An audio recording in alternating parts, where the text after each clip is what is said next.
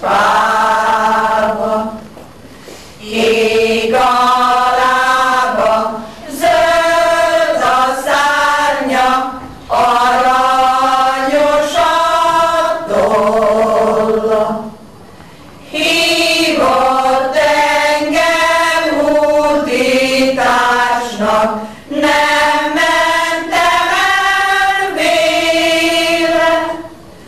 Kis bajsában nincsen olyan legény, sej, aki nekem kéne. Édesanyám, kedves anyám, menjen az erdőbe, keresse meg azt a pápát, kérdezze meg tőle.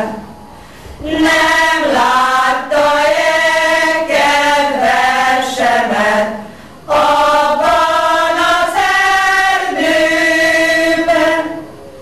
Fáj a szívem, sej az árva szívem, tán meg is halok érte.